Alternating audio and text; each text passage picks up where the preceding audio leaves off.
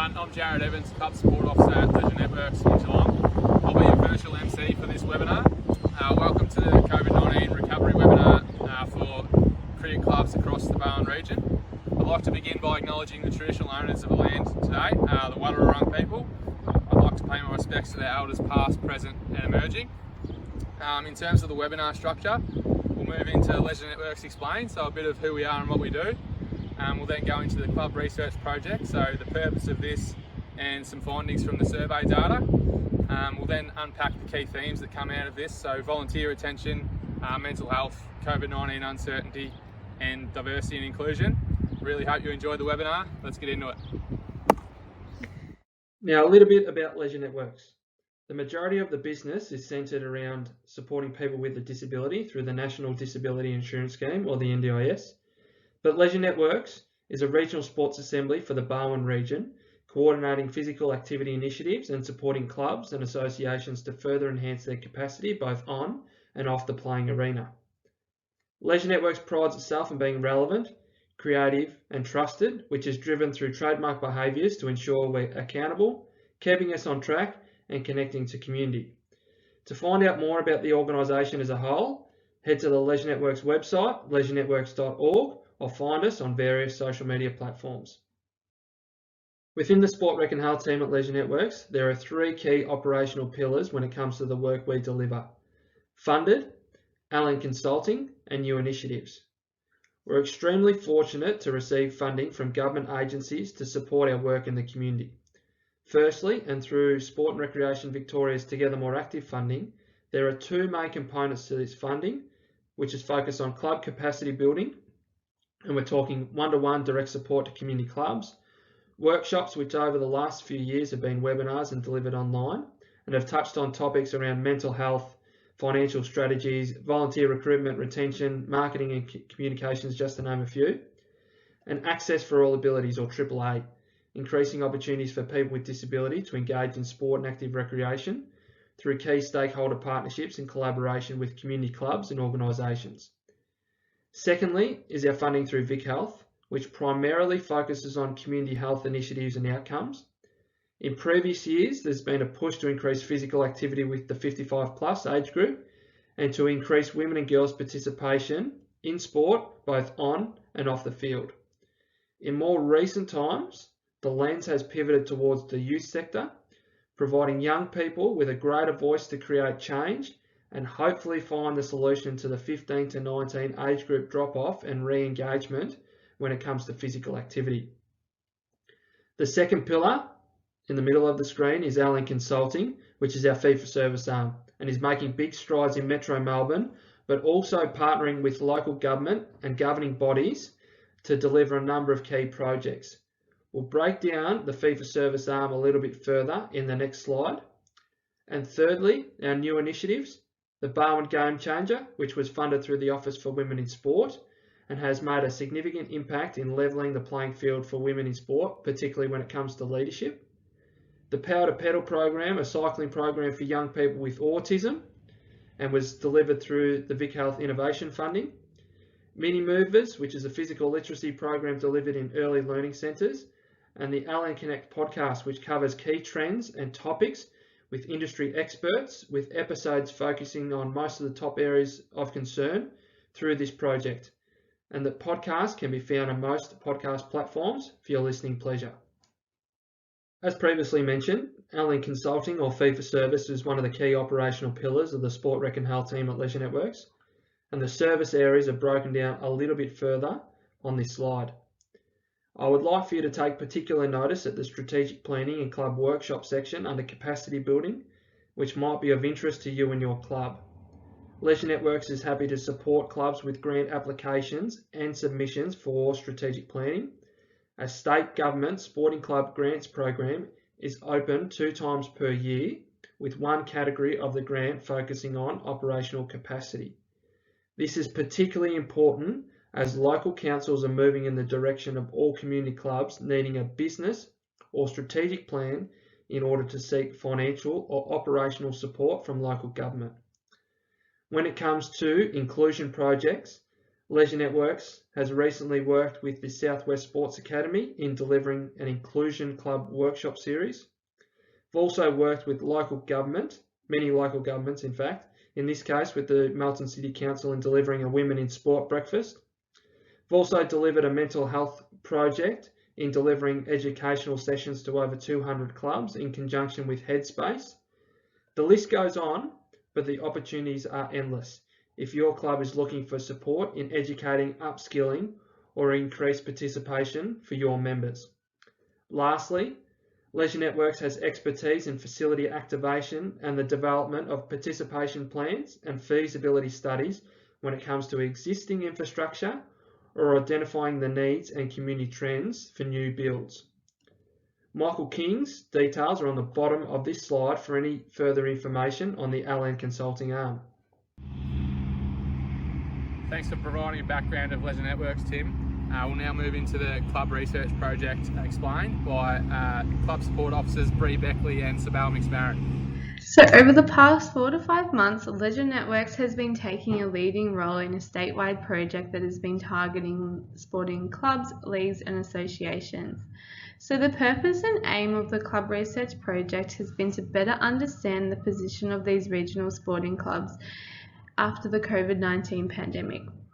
We really aim to understand what the major area of concerns are for clubs moving forward and to use the insights and data to inform which areas regional sport Victoria should be focusing on to better service and assist and direct funding into the areas of most need. So throughout the 4 to 5 months at Leisure Networks, we have really loved talking to local clubs, leagues and associations within our local Barwon region. Through these conversations, we've really had the chance to check in with clubs and see how they are, discuss how clubs have coped throughout COVID and what the future looks like.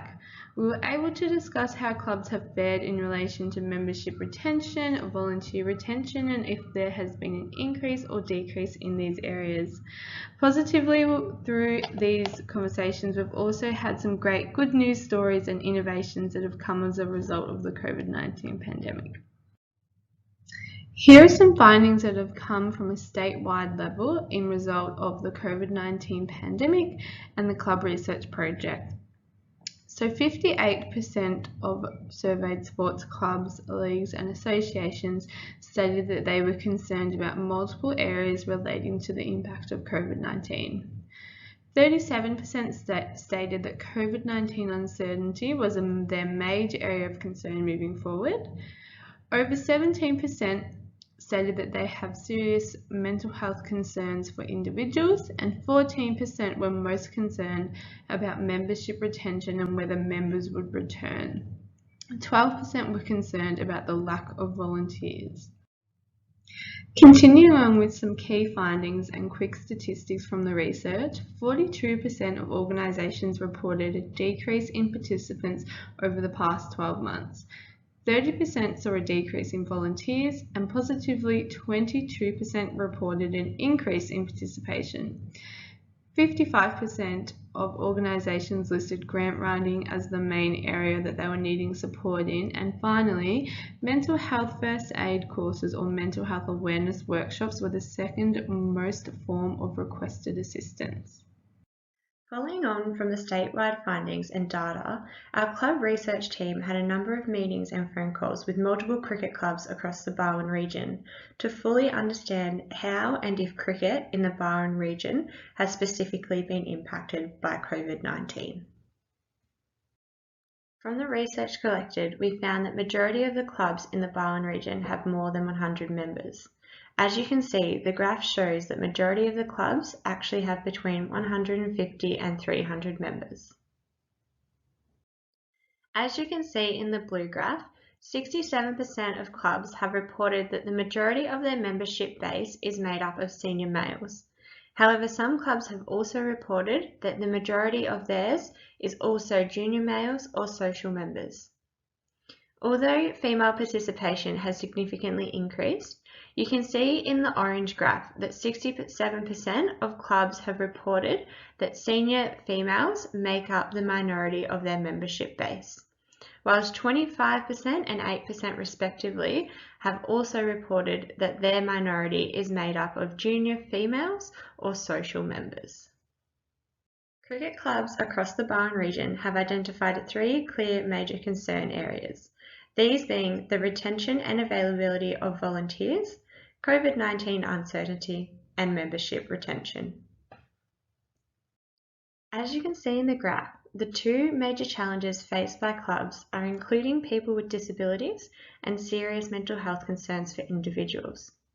As you can see, some clubs have reported that they also face challenges in the other 4 areas outlined. As you can see, 45% of clubs in the Barwon region have reported that their membership numbers have decreased. It seems as though not everyone experienced a decrease in membership from COVID-19, as 36% of clubs have reported that they experienced an increase during this time. This is such a great positive to see. Following on from membership numbers, it is great to see that 50% of clubs have reported that there has been no change in their volunteers. However, 42% of clubs have reported that they experienced a decrease. Due to the impact of COVID-19, clubs have reported that they have significantly had to do things different around their clubs. They have said that they are more conscious of their players' welfare and providing them support. They have had to have multiple online meetings, and they've had to also comply with all COVID-19 government regulations, including making sure people are signing in, that they are cleaning, making sure everyone's social distancing. They've also had to implement a COVID-19 officer, and they had to make sure everyone has their vaccination certificates. They've also had to manage training in the way that they train, including group numbers. And there's also been no or limited social functions at these clubs. To round out our findings for cricket in the Barwon region, clubs have reported that grant writing and media and communications assistance would be of significant benefit if these tasks were able to be outsourced free of charge. We hope that these findings can shine a light on key areas that can assist you, your club and its association moving forward. Thanks Bree and Sabal for presenting an overview of the club research project. Next up we've got Program Coordinator Tim Downs and Club Support Officer Sabal McSparron to present on volunteer recruitment and retention. Volunteering Australia defines the act of volunteering as time willingly given for the common good and without financial gain. Volunteers contribute to the social and economic value of sport, especially at community level. Clubs would not be able to run without volunteers who fill many critical roles, including coaches, team managers, administrative boards and committee members. Volunteering is a great way to meet and connect with others and strengthens ties to communities. Clubs who have created a strong and positive volunteering culture are much more likely to be successful, achieve goals, and have a strong sense of belonging between the club and its participants. Hit pause for a second and have a think about your reason for volunteering. What is your why? What are the bits you love and the bits you find incredibly frustrating? Understanding what is holding people back from getting or staying involved at your club will help your recruitment efforts and keep your current members happy and engaged. Some common reasons for not volunteering include perceptions of need and the jobs needing to be done, a lack of time, lack of interest, confidence, leadership, feeling that you need to be a change maker, compliance issues of not doing things well enough. Sport clubs do not have established ways of understanding and designing for different cohorts. This leads to individuals being matched to roles that do not align with their individual interests and motivations, and a one-size-fits-all approach to volunteer management. Volunteers are often left to undertake roles with little support or training. For many, this limits their ability to achieve personal and club goals. Volunteers need both training and support to a mix of functional, e.g. how to do their role, and emotional, e.g. how to get to know the club community. Sport volunteer roles often expand over time and leave people feeling stretched and burnt out. For many, they feel a deep sense of obligation to the sport and the club and a sense that there isn't anyone else who would step in if they were there to resign. It is important to show potential volunteers that the pros of volunteering greatly outweigh the cons. Volunteering Australia has found that people who volunteer report being happier and healthier both mentally and physically. The sports sector has witnessed the impacts of a constantly changing world, including changes to the way people work, family structures, and communication. Many environmental changes such as busy lifestyles, desire for more flexibility in sport and recreation offerings, including social and modified activities, and constant distractions with technology, are creating new challenges for sport and sport volunteering. The impacts of COVID-19 have rippled into sport, with risk around return to playing and volunteering. The COVID-19 pandemic has significantly impacted sport in Australia, and the role of the volunteer is now more important than ever. We need our volunteers to help rebuild our sporting communities and contribute to our social and economic recovery. Here we're going to be looking at attracting volunteers. So before recruiting volunteers, it is really important that your club understands what it is that grabs people into volunteering, what attracts them to volunteer. In understanding this, clubs can then create an environment and culture that attracts and engages volunteers. The main reason that people volunteer is to make a positive difference, but there are many more other motives, such as the responsibility and trust that is placed within them, being listened to, solving problems as a team, and also the praise and recognition that comes from being in one of these volunteer roles.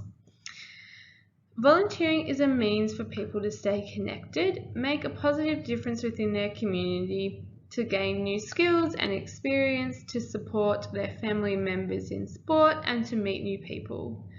Having a club culture that supports these needs will assist in attracting volunteers, contribute to volunteer satisfaction, and also assist in retaining volunteers. Background work should take place before your club begins the recruitment drive for volunteers. By doing this, your recruitment process will take a much more targeted approach at recruiting the right person and skill set to fulfill your club volunteer roles. Firstly, your club should know exactly what volunteer roles are needed with a position description designed for each of these roles. This will allow your club to understand what skill sets, capabilities, and characteristics you are sourcing. Here it is really important to know your target audience, such as do you require or would you really like somebody with a financial background to take on the secretary role at your club. From here, having a clearer picture of what is needed will give your club a better understanding of how to go about the recruitment drive. For example, through understanding what it is that your club needs in order to successfully fulfill the role in terms of skill sets or capabilities, you'll be able to identify if this person currently exists within your club or if you may need to look externally. Next, it is important to understand the needs and interests of the people you are trying to attract to the role and how you can try and meet these needs. This could be understanding the time constraints of potential volunteers and therefore breaking down the role into smaller, more manageable roles. From understanding roles, ideal capabilities, skill sets, and the needs of potential volunteers, clubs should then turn their attention to recruitment strategies or what recruitment strategies would work best in order to target and attract ideal volunteers. We'll go over these strategies within the next slide. Here we're going to look at some strategies that clubs can use when looking to recruit volunteers. So clubs firstly should look to include a volunteer coordinator within their club structure. Volunteer coordinators play a vital role within the recruitment of new volunteers and providing ongoing direction and support once volunteers are engaged. The focus of the volunteer coordinator is to ensure that every volunteer feels valued, is informed, and is confident in their ability to undertake tasks and responsibilities to fulfill their role. Volunteer coordinators can be responsible for taking new volunteers through an induction process, providing volunteers with relevant training, policies and procedures, and matching appropriate skill sets and interests to volunteer positions. Having a volunteer coordinator within your club that provides great support and recognition creates an environment that promotes the retention of volunteers and volunteer satisfaction. Some other recruitment strategies include things such as registration forms or sign-up boards, club intro night or social functions. This is a great space for you to let people of your club know what opportunities or roles there are within volunteering at your club. You can try and recruit in pairs or in trios. So an example of this is, again, breaking down larger roles into, say, 2 separate smaller roles so that it makes it more attractive for people to want to take this on. You can also try and target people and actually ask the question of them, say, for example, hey, we know that you have this particular skill set and we think that you'd be great in this role. Would you ever think about taking it on? You know, it makes people consider their skill sets and maybe, hey, I might be good in that role. So that's a really good way of doing it as well. You can also look externally of your club. So you could look at things such as school student placements or university placements, or your maybe people volunteering from the community hub. It's a great place to look. And also succession planning, so making sure that there are steps in place for the future of your club. After looking at recruitment strategies, we're now looking at 4 steps to successful recruitment. So number 1, we have identify volunteer roles. So we have gone over this before, but identifying volunteer roles provides structure to tasks and responsibilities undertaken by volunteers, as well as providing a clear indication of the number of roles that need to be filled for the successful operation of the club. Number 2, we have create a position description or task list. So position descriptions form a real essential tool of the recruitment campaign. It is a way of attracting and sourcing suitable volunteers for roles, as well as ensuring that the volunteer position is both meaningful and beneficial for the organisation, but also for the volunteer. Creating position descriptions displays to the potential volunteer that the club has taken time to detail the tasks, responsibilities, and capabilities for each role. The detail in the position description allows for potential volunteers to feel informed and confident in what duties they'll be stepping into. A position description also allows for potential volunteers to basically self-screen in considering their own capabilities in taking on the role. The position description allows for consistency and transparency when discussing the role and tasks. When interviewing or selecting volunteers, it also assists in matching appropriate skill sets to roles. Importantly, position descriptions form a tool to assess the contribution of the volunteer and if they are performing within their role, or maybe if further support or training might be required. Number 3, we have identified the ideal volunteer profiles. So you'll be able to use the position description as a tool in identifying the ideal volunteer profiles for roles. The volunteer profile can be made up of skill sets, capabilities, and characteristics that a suitable volunteer would ideally have to successfully fulfill the role. Clubs can use this information to target potential volunteers that align well with this. So number 4, we have establish where and how to find these ideal volunteers. So are these people internal or external to your club? By identifying the ideal volunteer profiles, your club will be able to have a better gauge if this is someone currently within the club, or maybe if your club needs to look externally. So having an understanding and curiosity in the profession's interests, previous work or study of club members can be really beneficial in this regard. So for example, you may be aware that maybe somebody within your club is studying media and communication, or has like a really high interest in media and communication. So you could potentially ask them if the role needed to be filled, if they would be, or if they would consider taking on the role of social media manager, because you have that background knowledge that that is what they're interested in, that is what they may be studying, so they may be a really great fit for the role. So yeah, that is a wrap up of our 4 steps to successful recruitment. 4 steps to successful volunteer management. Number 1, document and effective processes. Define and create your roles, create role descriptions before you recruit your team. This will help your club understand and better manage your volunteers throughout their involvement. Role descriptions should be reviewed on a regular basis. Consider compliance requirements such as working with children checks and other screening processes relevant to the position. Orientation or induction processes enable your volunteers to perform their role as required and ensures they understand their responsibilities and their rights within the club. A volunteer guide or induction kit is a great resource to talk about the history of the club, the benefits of volunteering, key contact details, club policies and procedures, volunteer code of conduct, and a welcome note. Number 2, support. Try and get to know your volunteers and make them feel welcome. Sometimes a simple hello, remembering their name, or asking how they're getting on can make all the difference. Make sure volunteers have a contact person to take any questions, issues, or problems when it comes to volunteering. Spend time alongside your volunteers to get to know them and their role. Keep in touch with your volunteers, as this could be done in a lot of different ways. For example, face-to-face meetings, a conversation over coffee, by telephone, email, text, and/or letter. Number 3, recognition and appreciation. We will discuss this further in the next slide, but volunteers need to feel both valued and valuable and to understand how their role contributes to the club goals and vision.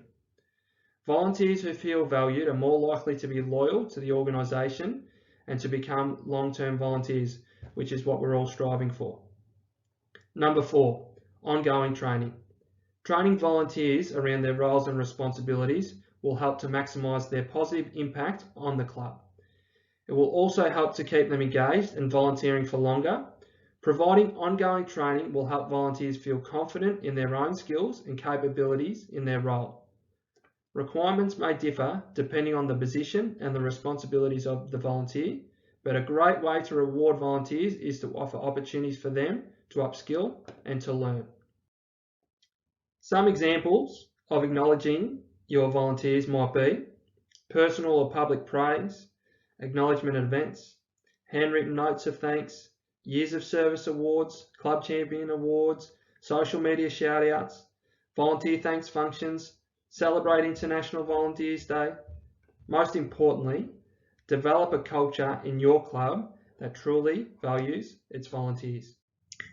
We've gone over some of these throughout the volunteer recruitment and retention theme, but we just have some top tips and hints and takeaways to wrap up this section.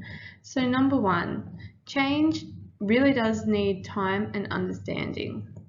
Number 2 is target people and ask. This is a really, really great and successful recruitment strategy.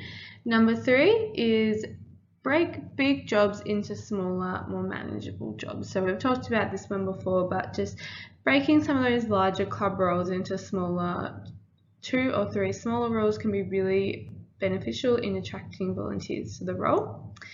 Number 4 is people must really know exactly what they have to do and what they're stepping into and how long it will actually take them. And number 4 for here is we have provide leadership and mentor. So really provide that leadership and a mentor role to your volunteers. It'll help them feel more supported and really go a long way in retaining volunteers. So just continuing on with some more top tips and hints. So fully understand why people do and don't volunteer and use that to your advantage of why people do. Make it your business to do yourself out of a job. Create a culture that attracts others. Acknowledge that there is more than one way of doing things. So some people might have an old school way of doing things. Some people might have maybe a new idea of how to do something. So it's really important to acknowledge that there is more than one way to do things. Copy ideas from other successful clubs. So you might see another club doing something that's working really well and think maybe you can adopt that for your club. And say thank you, thank you, thank you. Like praise and recognition is really important in volunteer recruitment and also mainly volunteer retention. We've included here some websites that are really great resources for all things volunteering, whether that be volunteer recruitment, volunteer retention, strategies, guides. These websites have a lot of information that can be really useful for sporting clubs. Thanks to Val and Tim for presenting an overview of volunteer recruitment and retention. Next up, we've got Kylie from Headspace in Geelong to present on mental health. Kylie will take us through some really beneficial Headspace resources that I think will be great for community sporting clubs to utilise. At the end of Kylie's presentation, I might touch on a couple of questions coming from a club perspective. Thanks, Kylie, and I'll hand over to you. Thank you. All right. So, hi everybody. My name's Kylie. I am the Community Engagement Officer at Headspace Geelong. Thank you, Jared, for the acknowledgement of country. Again, just wanting to echo that we acknowledge we are gathered on the traditional lands of the Wadawurrung people, pay our respects to elders past and present, and to any Aboriginal or Torres Strait Islander people who may be listening and watching this presentation today. Today we're going to be talking a little bit about who Headspace is, what services we offer young people in our community, as well as going through ways that you can support a young person going through some hard times. So just to start, I thought it might be helpful to touch on what Headspace is and who we are. So we are a national youth mental health service, but we offer support in 4 key areas, which is mental health, physical health, work and study, and also supporting young people who might have issues with drug and alcohol. Our local centres in the region, so around here, we've got Headspace in Geelong, which is where I am based. So we are at 105 Yarra Street in Geelong, which is just near the McDonald's. We also have a satellite site, which essentially means kind of like a sibling site, a little brother, to our main Headspace Centre, which is in Ocean Grove, which is just located next to the library. That centre just opened up this year. We'll also have a new centre opening up in Corio in the new year, and then other services can be accessed through Drysdale through contacting Headspace Ocean Grove. So to start, I just thought it might be important to touch on a little bit about young people and mental health and what that is. I'm going to be reading from some notes, so if you are watching my face, I do apologise. There's just a lot of information to get through. But yeah, bear with me. Okay, so the journey from childhood to adulthood is full of physical, social, emotional and behavioural changes. With so much happening, it can be difficult to know the difference between normal behaviour, such as occasional moodiness, irritability, and an emerging mental health concern. If a young person is showing signs of developing a mental health concern, it's important that they are supported by their family, friends and health professionals early on. The good news is, with the right support and strategies, things can get better for young people in your community. When a young person experiences good mental health, it helps them be resilient, flexible, adaptable, and socially connected. Feeling down, tense, angry, anxious, or moody are all normal emotions, but when these feelings persist for a few weeks, so they start to linger on a little bit longer or interfere with daily life, it can be an early indicator that a young person is experiencing mental health concern. If you think that there are any young people that you're connected with, whether it be through the sporting club or in your own life, might be experiencing some mental health challenges, it's important to let them know that you're there to support them and that there's also a lot of professional support available. So things that impact a young person's mental health. So we've got biological factors. This is, I think, things like family, history of mental health concerns, adverse early life experiences. So that's things like abuse, neglect, the impact of death or significant loss or a trauma in their life, individual psychological factors. So that's things like a person's self-esteem, the feeling of needing to be perfect, how they can cope with something, or even the way that they think and view the world. Noting that this is really different person to person. Current circumstances, so things like stress from work or school, perhaps if there's something going on at home with the family, maybe it's financial issues. Another really big thing is peer relationships. So young people, I suppose, the most important thing to a lot of young people is their relationship with their peers, and also challenges in the family. Serious illness or physical injury. So pretty self-explanatory. If a young person has experienced this or someone close to them, that can definitely have an impact on their mental health. And then alcohol and drugs is also listed here. I think it's important to touch on this. It's a time when young people are, using or just experimenting, and this can also have an impact on someone's mental health.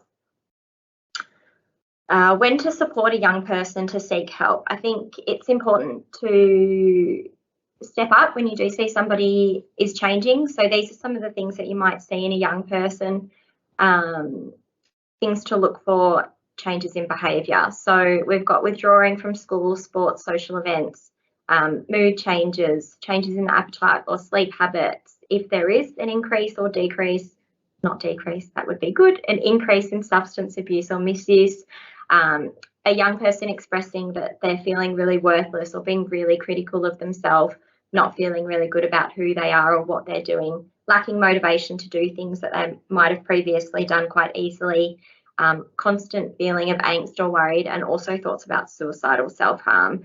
So often the first thing you notice is that somebody will withdraw and that they'll stop doing things that they once would do that made them happy. I guess the thing that's been really tricky over the last 20 odd months is that we've missed out on a lot of stuff. Everything's been at home because of the impact of COVID, so it's been tricky to gauge if a young person's withdrawing because they haven't been able to participate in things as much as they might have. So I think with things opening up, it's important to, I guess, keep track of maybe people that might be struggling with that re-engaging step, or finding it a little bit harder to adjust to life back to normal. So that's sort of that. On the topic of suicide and self-harm, it's really important to know that talking about this actually won't do any more harm. It's a tricky conversation to have, and it does feel uncomfortable, but by being able to sit with somebody who's talking about that, it's a really important space, and there are other people who can help a young person through that. So knowing who to go to for help or support about that's really important. And there's some incredible resources available online. So off the top of my head, you might be looking at websites like Reach Out or Are You OK, which is from Are You OK Day. And so they're two really good resources to check out with some interactive tools on their web pages and help sheets and fact sheets for how to have these difficult conversations. Onto that, which is a nice segue. So where to seek help. I think what's really important is encouraging a young person or any person that you might notice is struggling with their mental health to seek out their natural supports. So people that they're close to that already have a relationship with this young person. So that could be your friends, family, key people in the life. So what we've got down here as well is coaches, it's mentors, it's other people, trusted adults in a young person's life.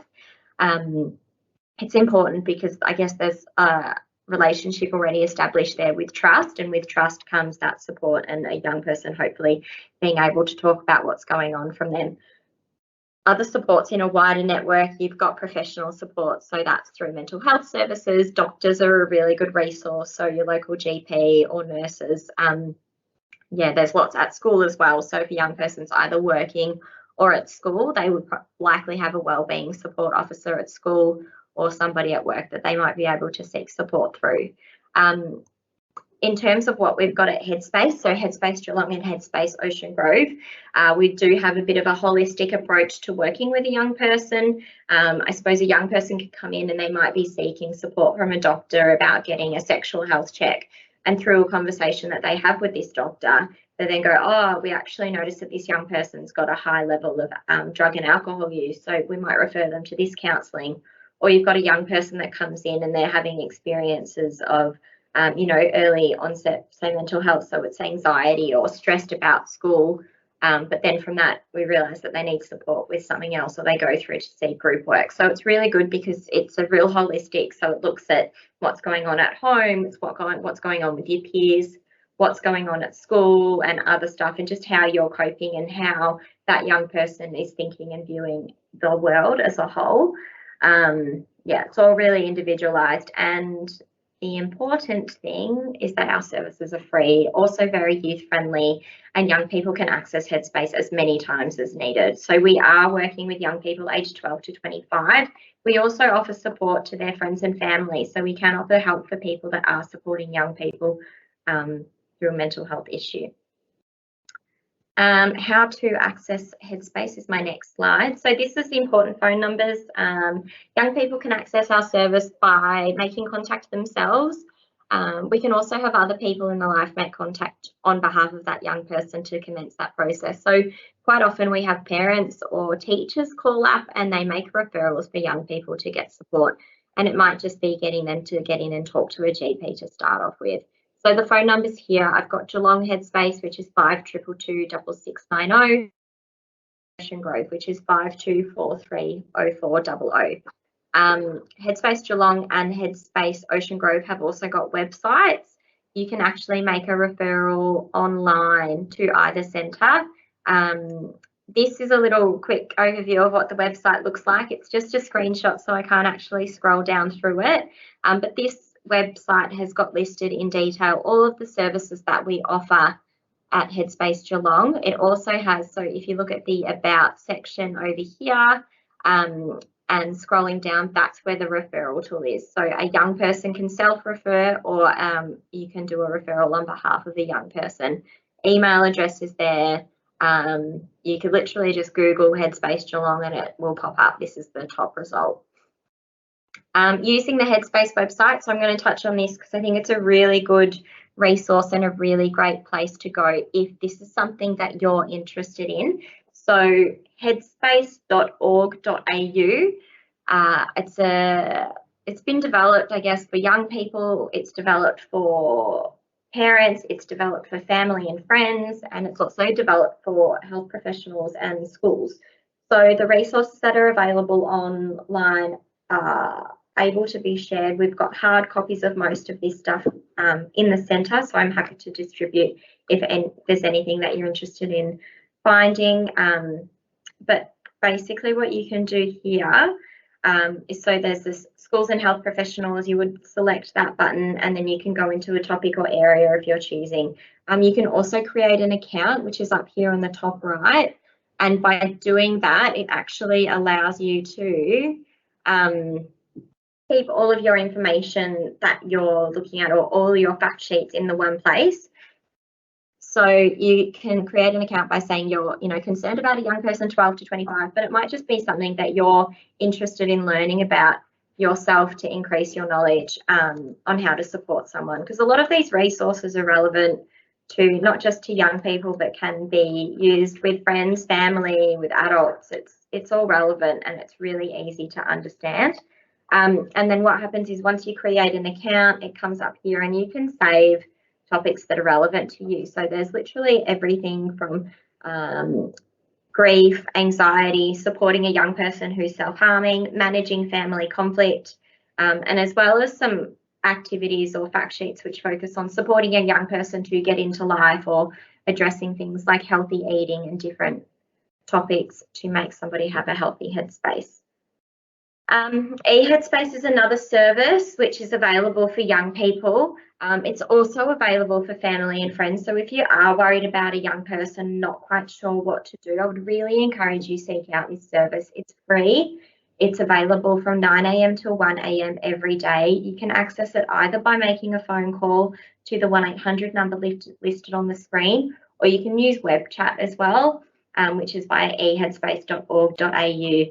eHeadspace is staffed by mental health professionals, and it works 365 days of the year. So if you were working with a young person and you weren't quite sure how to support them, this would be a really great resource to tap into,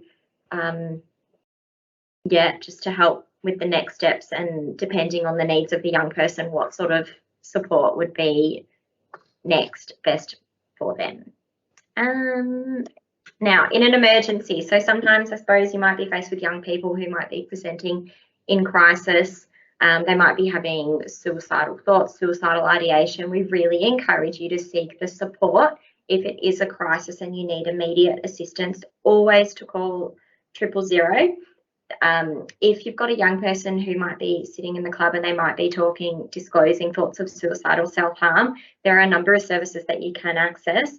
Lifeline is a great one. It's 13, 11, 14, really quick turnaround time. The other service is Suicide Callback Service, and they're all trained counsellors to support a young person who is in that crisis state. The other number I've got listed here is the Barwon Health Access Team. So this is also a contact which is available free for the community, for the Geelong region, if you're wanting support or advice on how to support a young person. A lot of it can be a secondary consult, which means that you've got a situation or like a case study, so to speak, or not case study because it would be possibly a real life example, but you've got a young person perhaps that you're working with through the club, and you can explain to them that this young person's presenting like this, you've noticed that they're withdrawn, and they would provide you with information about other services in the area that you might be able to seek for support. This is further information about that. So yeah, 24 hours 7, I think that's the important thing. Headspace Geelong and Headspace Ocean Grove are not 24/7, so our working hours at Headspace Geelong are Monday to Friday, 9 to 5. Ocean Grove, it's only Monday to Thursday. But this is a 24-hour service, and it's for mental health, drug and alcohol support, and then they will advise the next steps. Again, if it is an emergency, always contact 000. I've got this slide here because it's one of the most important and valuable slides I think that we can share. It goes through a range of support services that are available, and a lot of these are available 24 hours a day, 7 days a week. So we've got Beyond Blue, which is a mental health support service. They offer support for anyone, no age restrictions.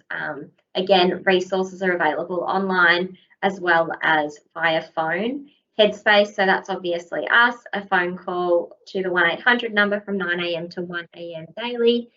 Kids Helpline, this is a really good resource, and the majority of the young people that you would probably work with would have heard of it. It's 24/7 hour crisis support for young people 5 to 25. And again, their website's got some terrific resources, so some really good fact sheets on a whole range of topics from everything about drug and alcohol use to friendships. It's really great for young people. 1-800 RESPECT is a support line for people who have been impacted by sexual assault, domestic violence or abuse. It's 24/7 and a free call. Lifeline is the 24/7 crisis support, suicide prevention.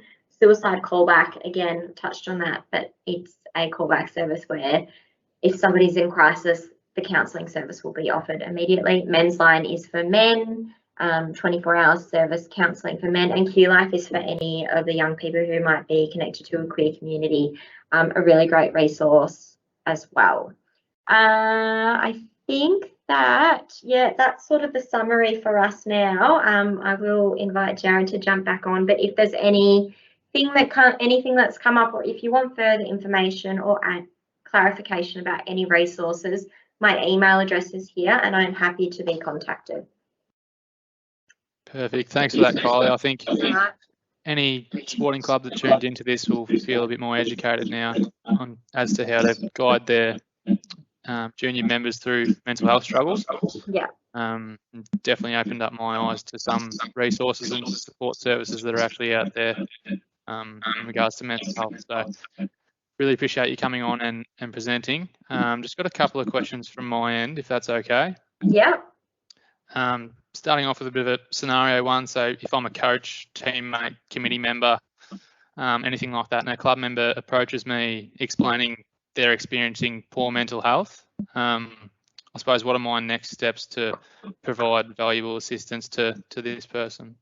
Yeah, good question. So I think the first thing that I would encourage anybody to do if they are in that situation is to acknowledge that what this young person has club member has disclosed to you is really vulnerable, and thank them for sharing that with you.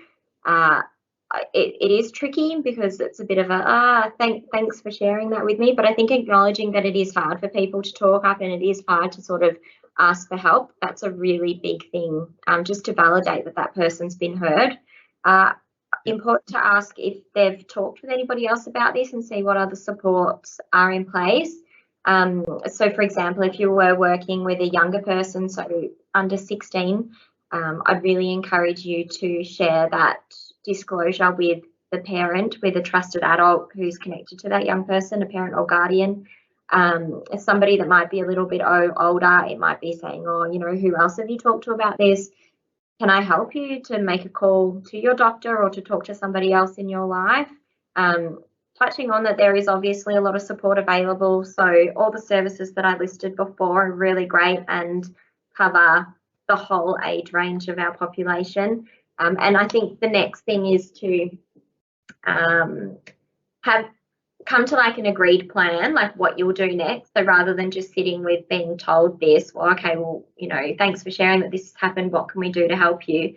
And to have a bit of an agreed plan where that young person or whoever follows up and calls their psychologist or talks to their mum or dad about it. But then you also follow up. So check in on them, follow up, and then that will hopefully continue, you know, a good conversation and allow that person to get some support with their mental health.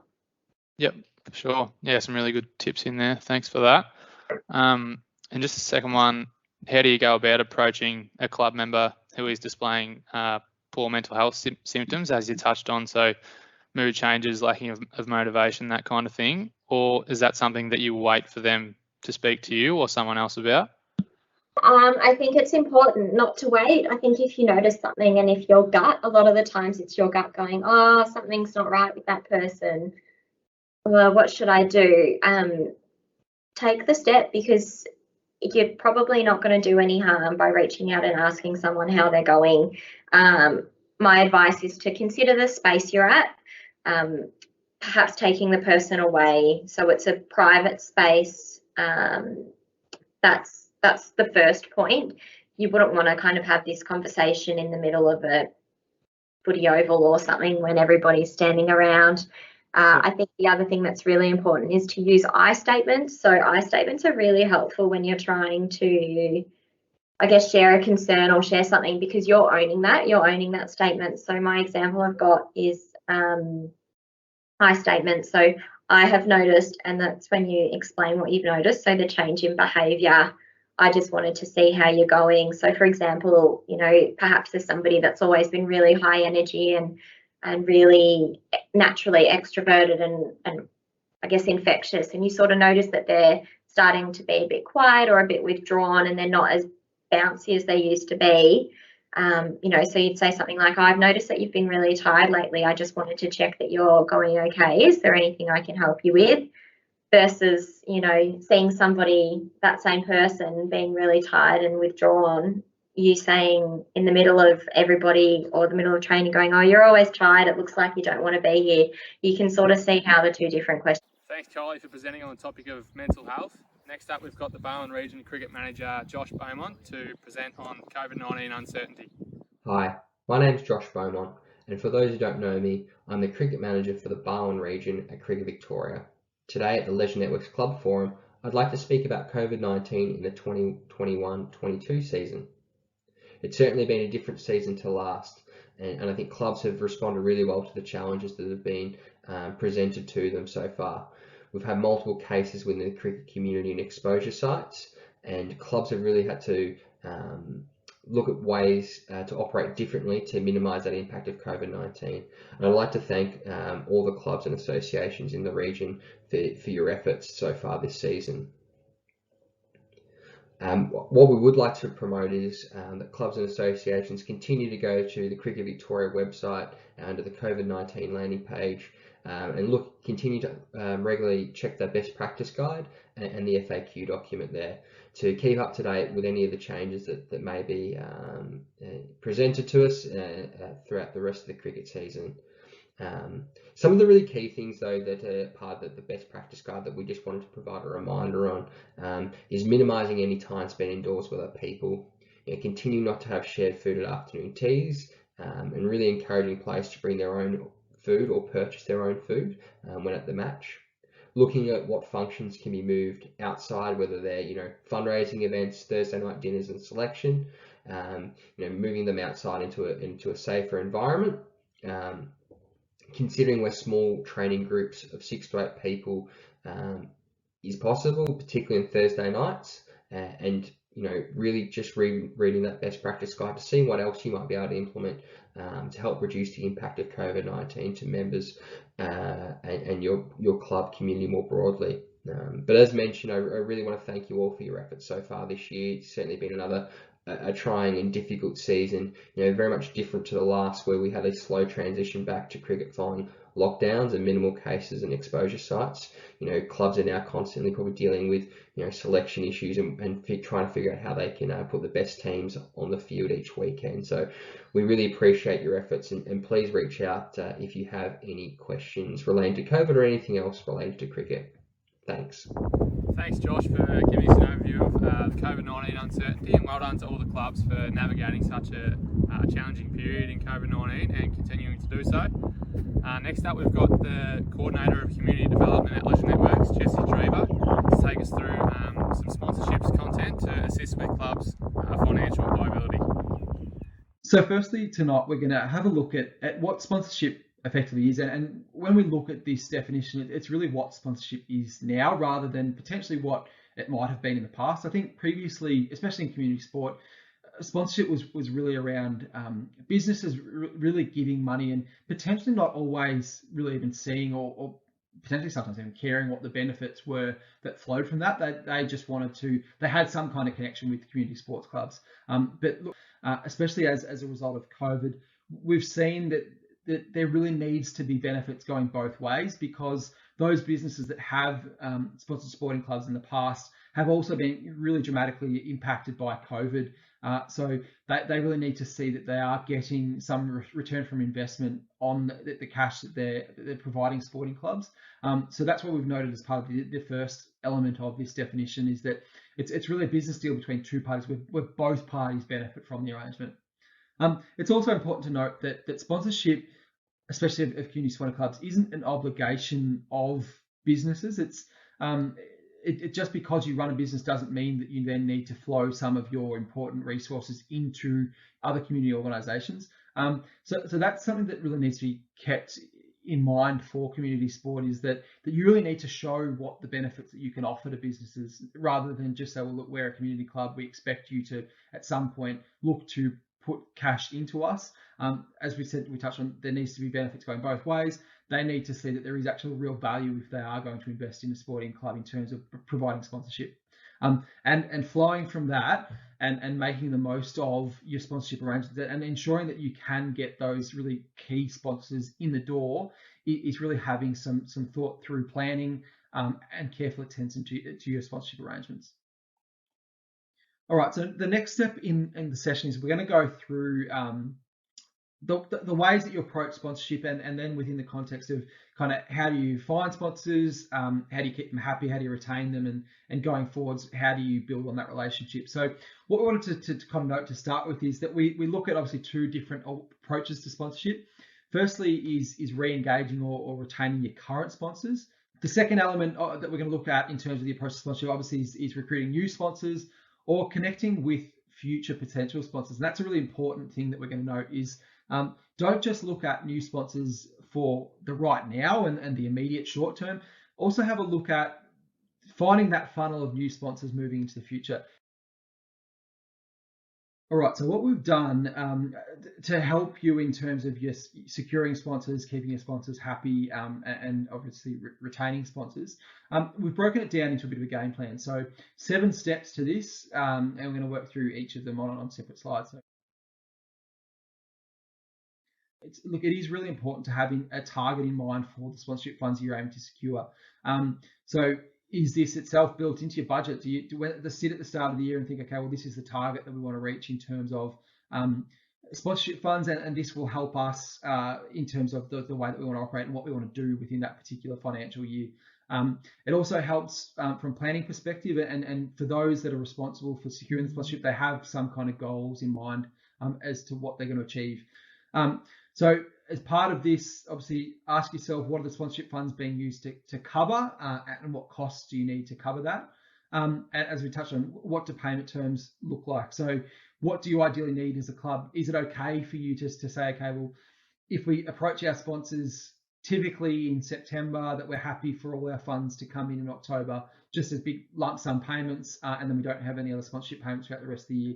Or is it more financially responsible for us to have more of a trickle in terms of the funds? So they're broken down into quarterly payments, half-yearly payments, and monthly payments potentially, just so you can potentially have more of a consistent cash flow rather than one big lump sum and that's it for the year. The second part of the game plan that we put together, and it flows a little bit from the budgeting and really setting the groundwork, is what are the benefits or sponsorable assets that you can actually offer as a club? So once you have in mind a target of the financial and non-financial support that you're aiming to secure, then it's really important to actually prepare a bit of an audit of the sponsorable assets that you offer. So some examples of this are naming rights. So it might be an event. More and more so, especially in the current age, is online brand presence, especially those clubs that use social media and their websites really well. Offline assets, so offline brand presence, it might be kind of the signs within your facility. You might have signs around your club's facility, uniforms, so on your playing uniforms, on your club's merchandise, it might be hoodies, t-shirts, beanies, those kind of things that when we talk about a uniform perspective. Stickers kind of fit within that as well. For those kind of businesses within your community that sell products, there might also be the opportunity within your club's operations for them to actually sell their products, whether it's at a bar, your canteen, club events, game days.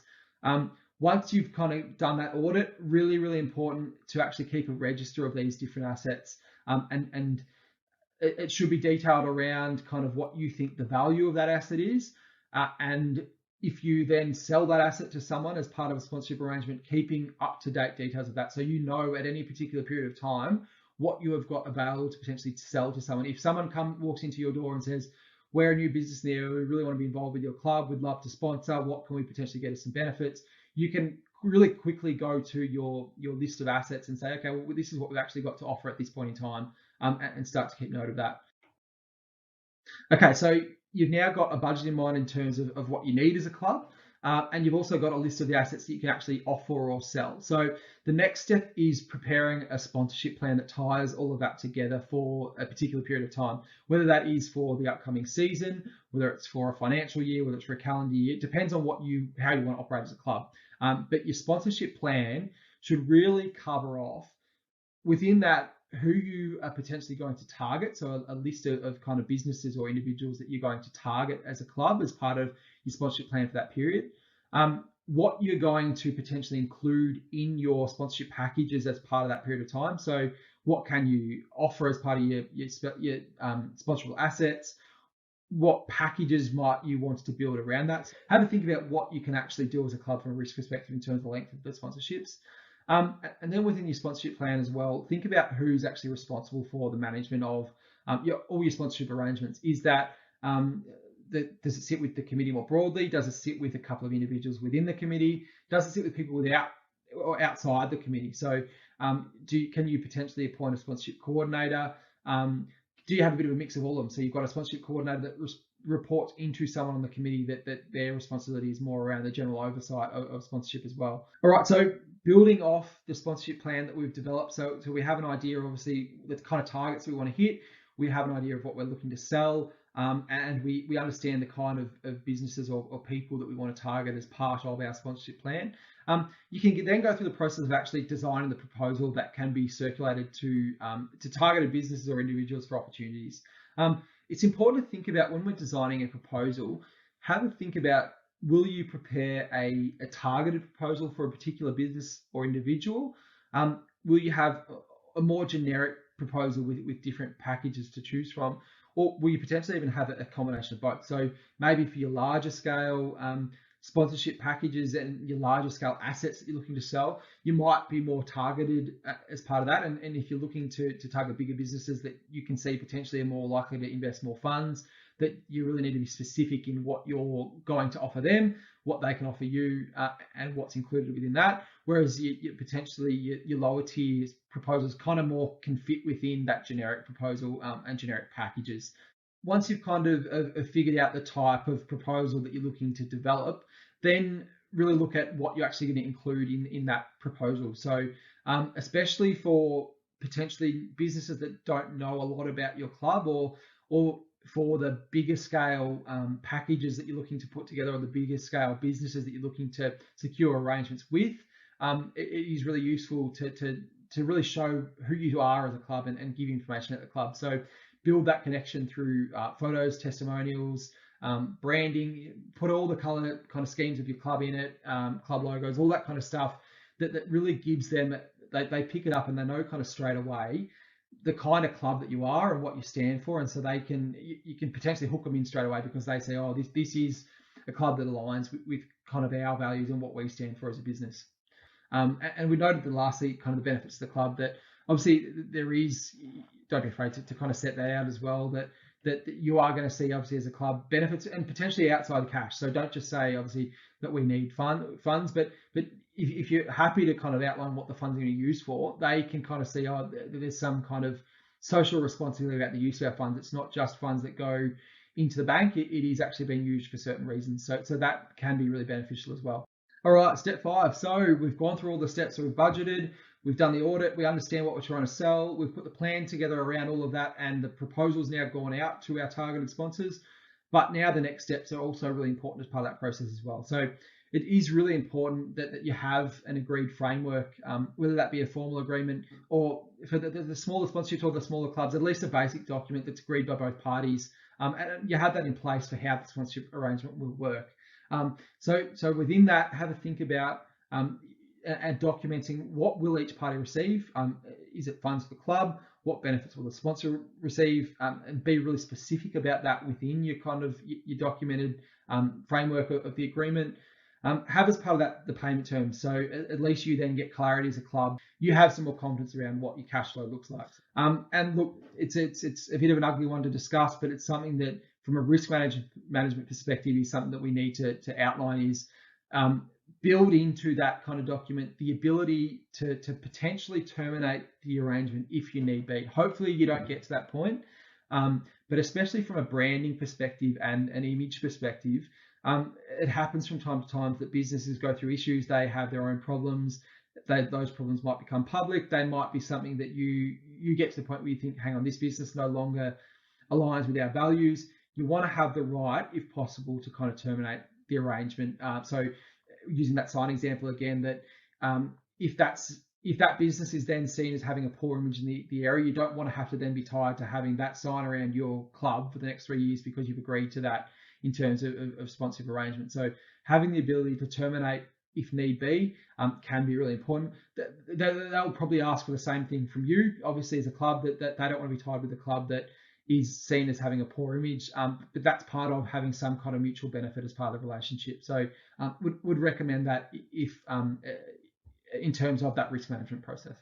All right, so now we're at the point where we're actually underway in terms of our sponsorship arrangement. So you're getting the benefits from the sponsors and they're getting their agreed benefits as well from you as a club. It's really important you build in some kind of reporting mechanisms now that you actually are underway as well. Look, whether the sponsors report back to you on kind of their benefits, at least you as a club take responsibility and ownership of what you report back to your sponsors, because, and especially within the context of COVID, sponsors are becoming more and more aware, obviously, of the money that they're outlaying, because they've been impacted just as much in some instances as sport has in terms of their financial position from COVID. So they want to really see that they're getting a return on their investment. So as a club, look at ways that you can really capture data to show this as part of the reporting process. In terms of the report itself, there can be a range of different ways that you can approach that, and look, that can vary on the size of sponsorship. So obviously, if you've got a large scale sponsor that invested quite a bit of funds, put a bit more time and energy and effort into the way that you report back. So that might be kind of a bit more of a detailed report, might be kind of a 3 or 4 page report that outlines some of the benefits and the status of the sponsorship arrangement, down to it might be a simple email at a lower level sponsor. But they're just as important because they've obviously invested funds, but also you can still give them the information that they need without having to put as much time and energy into that. And look, the last step in our sponsorship game plan is the review process. A little bit different to reporting. So reporting is, I guess, the more regular interactions that you have that kind of give the feedback on how at any certain point in time how the relationship's going, what the benefits are looking like, flowing both ways. The review process is more kind of when you get towards the end of your sponsorship plan period, whether that's a calendar year, season, financial year, or the sponsorship term. Have a look at and take stock of where you're positioned as a club with your sponsorship arrangements. So have a think about what can you do to lock in sponsors for longer terms potentially. Have a look at your audit that you've put together of your sponsorable assets, and have a think about maybe what else you could sell. Can you add to that list? Do you need to potentially look for sponsors in different areas or move away from certain current sponsors? That might be because they might have kind of shifted in terms of their values, their operations, that start to move away from who you stand for. It might be simply because you have now as a club engaged a whole new demographic of people through a particular service, and that you now need to kind of have sponsors that might more closely align with that, or that you might have opened yourself up to a whole new area of sponsors because you have that different demographic within your club. So take the time to actually have a think and do that review of where you then sit as a club. Look, in terms of content for the session, I just want to finish off with some really final tips to wrap things up. Look, one of the first things I said was that for most clubs at the moment, especially with COVID, any sponsorship funds are going to be really hard to turn away because participation's been affected, volunteers have been affected, a lot of sponsors have walked out the door. So those that are willing to stick by clubs or come and support clubs, it's very hard to turn away. But we would still urge clubs, especially as you bounce forward, to still have some kind of strategy and thought processes that you give to who you actually target as a club. So who, as a potential sponsor, has similar values and directions for the way you're heading as a club. What kind of sponsorship arrangements are going to be good for your club's image, and conversely, obviously, what isn't. So whilst at the moment you might be saying yes to every sponsor that's coming in, can you potentially get yourself to a point where you can be a bit more selective, and the sponsors that you have, and you have confidence in the fact that they all align with what you represent as a club. Obviously, we'll touch on a few different points, but take the time to actually prepare a list of sponsorable items that you can offer as a club and do that audit. And really importantly, to keep that updated. You want to make sure that you have an idea of what's really valuable to offer. Have an idea, and whether that's through conversations that you have with other sports, other clubs within the same sport, your state sport bodies, have an idea of kind of within the assets that you have to offer, what each of them's kind of worth. And that might be hard to kind of figure out to start with, but as you kind of build on it, as you have conversations, as year by year, you kind of you have those different arrangements, you have the sponsorable items list that you've got, you'll get a bit more of an understanding as to what each thing's worth, which is really important for you to have as a club. If possible, have someone in your club that their sole responsibility is around managing sponsorships. It just means that they know that that's what their responsibilities are. You know who to turn to within your club when you need to have the discussion around sponsorships, and it is really clear from the perspective of sponsors looking to reach out to clubs and having that relationship going both ways, that there is that clear contact point, which is really important. And we will say within the context of that, it's important that person still documents, and when we said kind of one of the big challenges is around record keeping, really, really important that you are making sure that they actually keep accurate records, because if they leave for some reason, you want someone to be able to kind of fill that void really quickly without having to start from ground one because records weren't kept. And the last one that we've noted here is really important to regularly connect with current or potential sponsors to at least have an ongoing conversation. As I said, having conversations with other businesses doesn't mean that you have to have conversations because you want them to sponsor you now. There can be real value in having a conversation with a business just to build a relationship, because you see in a couple of years' time, they could actually be a really good sponsor for your club. So build that goodwill, have them around the club more often, build that relationship. So when you actually do go to them and make that targeted approach, that they're much more familiar with the club. They can kind of make that informed decision really quickly as to, yeah, this is something we're actually happy to do because we know what this club stands for. We agree, we're on the same page. This all sounds good, and they can make that quick decision. So real benefit in keeping that contact and conversation going with obviously your current sponsors, but your potential sponsors too. Thanks, Jesse, for sharing your knowledge in the sponsorship space. Next up, we've got our final topic of the webinar, diversity and inclusion, delivered by the coordinator of Together More Active, Tim Downs, and the program coordinator of Access All Abilities, Luke Marr. The fourth theme that emerged from the survey responses was centred around diversity and inclusion. Now, diversity and inclusion covers a number of demographics within the community, but in this instance, we're going to be focusing on disability. A number of clubs might be well versed in providing an environment that is inclusive of people with a disability, whether that's being a club member, a volunteer, a scorer, an umpire, coach, player, the list goes on. For those clubs already doing this, congratulations and fantastic effort. And for those clubs that aren't, possibly the next few slides might start the conversation. Within this slide, we've highlighted 3 clubs who are engaging in inclusive practices, and that is the St Joey's Cricket Club and Bell Park Cricket Club through their All Abilities program, and the Manifold Heights Cricket Club, who participated in an exhibition match with the Victorian Blind Cricket team. A credit to all 3 clubs, and we would love to hear about other clubs providing similar opportunities. The 7 pillars of inclusion comes from the Play by the Rules website, and the infographic is from 2012, so some of the stats will have changed from then until now, but the messaging and the themes continue to stay relevant. 7 pillars of inclusion. Access.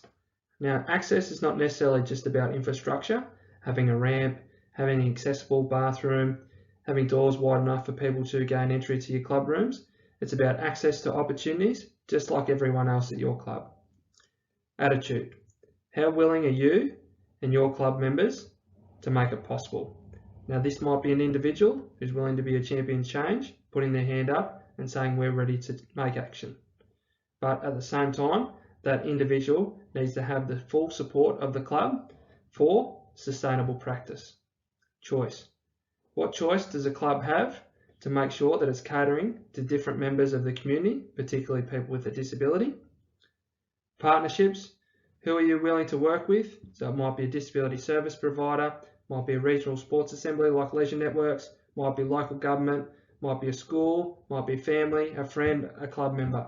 You'd be surprised at how many people are willing to partner and create opportunities for people with a disability. Communication. Who will you tell? Club newsletter, social media platforms. You'd be surprised at how many messages you can put out there, the amount of people that will respond and be in attendance at a program or a match over the course of the weekend. Policy. How are you responsible? Need to ensure that it is clearly outlined what your response is to engage people with a disability and how you are willing to be supportive. And who knows, it might be a standing agenda item at committee meetings. And opportunity. What do you want to do?